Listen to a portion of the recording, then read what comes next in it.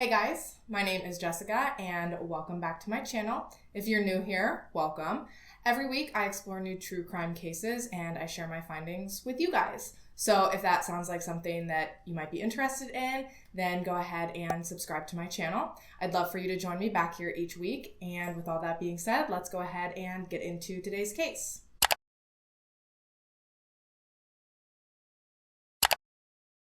Today, we're going to be discussing the very mysterious death of Dave Bocks. Before we get started, I do want to throw an extra disclaimer in. I will be briefly mentioning suicide in today's story, so if you're troubled by that in any way, please don't watch this video. Instead, visit the description box down below, where I will have links to some helpful resources. David Anthony Bocks was born on November 4th, 1944 in Staten Island, New York, to his parents Anne and Russell Bocks. He was the middle child of 3 boys, and when he and his siblings were still fairly young, the Bocks moved from New York to Ohio. When Dave was a child, he got really sick, and he actually went legally blind in his right eye, which was a disability that would later prevent him from serving in Vietnam. By the time Dave was 20, he'd met and fallen in love with the woman that would eventually become his wife. The two got married and had 3 children together, Tony, Casey, and Matt. But sadly, they would later divorce, which Dave took pretty hard. He really struggled after this and even attempted to take his own life at one point. But none of this ever stopped him from remaining super close to his ex-wife and his children. Dave was really a blue-collar kind of guy. He liked to work with his hands. He briefly worked at the Cincinnati Industrial Machinery Company before he was hired by the National Lead Company of Ohio, or NLO, which at the time was contracted to manage and operate the Fernald Feed Materials Production Center. This facility spanned just over 1,000 acres and consisted of 9 separate specialized plants. It was located in the rural town of Fernald, which is about 20 miles northwest of Cincinnati, Ohio. The plant began operation in 1951 and was owned by the Department of Energy. This fact wasn't common knowledge to the public, nor was the fact that it was called the Fernald Feed Materials Production Center, because its main task was to produce uranium fuel cores, or feed, for nuclear weapons. Not only was this not common knowledge to the public, but it was like a big-ass secret.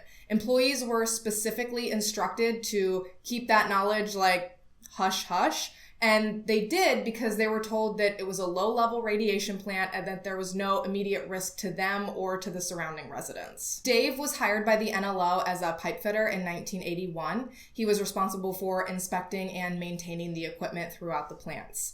As part of the maintenance crew, Dave worked from midnight to 8:30 a.m., otherwise known as the graveyard shift, because there would be no production running at this time. That way, the maintenance crew could work undisturbed. Dave was really trusted and respected by his coworkers. He was described as the kind of guy who just got along with most everyone, especially Harry Easterling, who Dave carpooled to and from work with. Although they did work in separate areas of the plant, their shifts both began at midnight, so they would meet up at a restaurant beforehand and take turns driving. The night of June 18th, 1984 was no exception to this routine.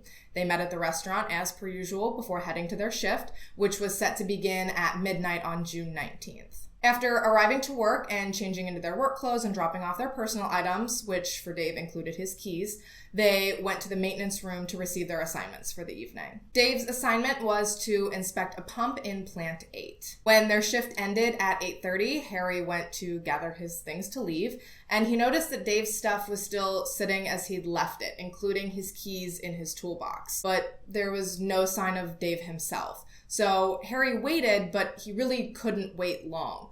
Normally, Harry was a pretty patient guy, but he had an appointment to tour a house that was for sale and he needed to leave. So he left a note for Dave that said, "I'll be back after I go look at the house in Ross." But when Harry got back to the plant to pick up Dave, his note appeared untouched. So he started asking around if anyone had seen Dave, but no one had, which was frustrating, but he figured that there had to be an explanation. So he did decide to leave, but he left another note for Dave. The second note said, "Dave, waited till 10:45, finally went home. Sorry." Harry figured that Dave had lost track of time and that they'd get back on their routine at the restaurant that evening. But when Harry showed up to meet Dave for carpool, Dave was nowhere to be found. His car was there, but it didn't appear to have moved since Dave had parked it the night before. Regardless, Harry got out of his truck to wait for Dave. He assumed that maybe Dave was in the restaurant grabbing some food before they headed to work.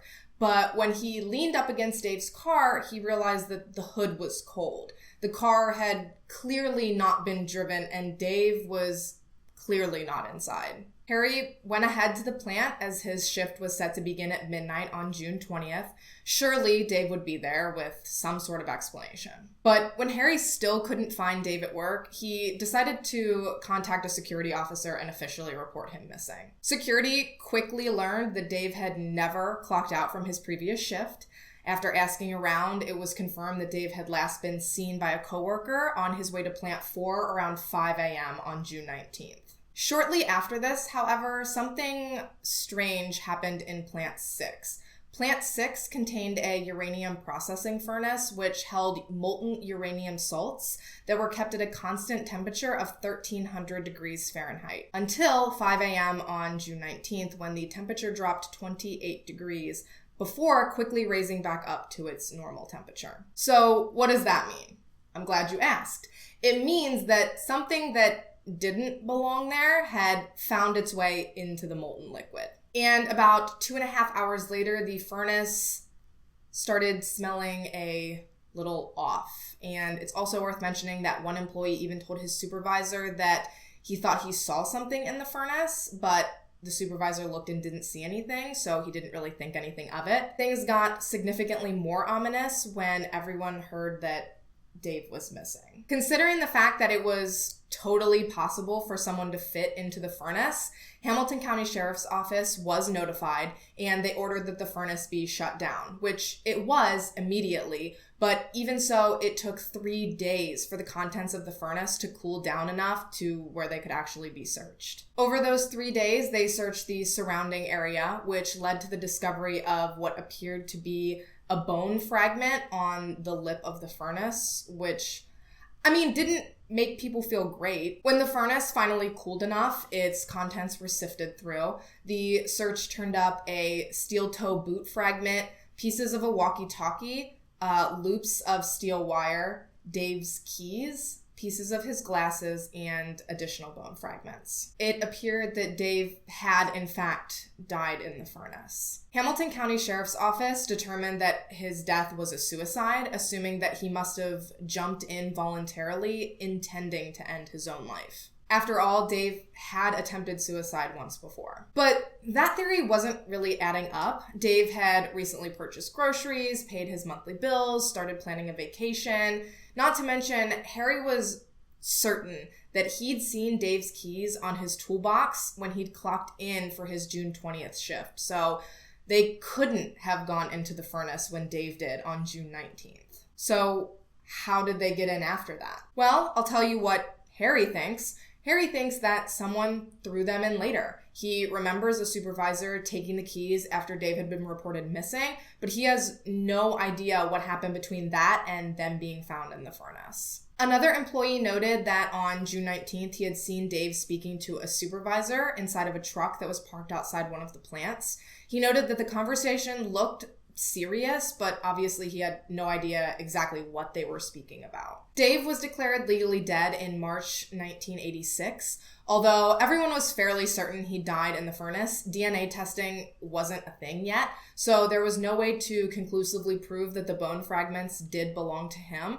But his family ended up requesting that he be declared dead because it was fairly obvious, and they really just wanted closure on the matter. 6 months later, shit really hit the fan when the public found out that due to a broken dust collector, NLO had accidentally released 300 pounds of uranium oxide into the atmosphere. Whoopsies. Now, remember, people didn't even know that they were living near a nuclear plant, and suddenly this is how they're finding out. That's not a great day for anyone. It would later be determined that the plant had released more than 200 tons of radioactive dust over the last 30 years, effectively contaminating the air and the water supply. Let me paint you a word picture. The plant was disposing of solid radioactive waste by just heaving it into a big-ass pit they dug in the ground, and they were storing radioactive liquid waste in giant storage tanks, one of which was cracked and leaking, and they never fixed it. And these issues weren't unknown. I mean, they were to the innocent surrounding residents,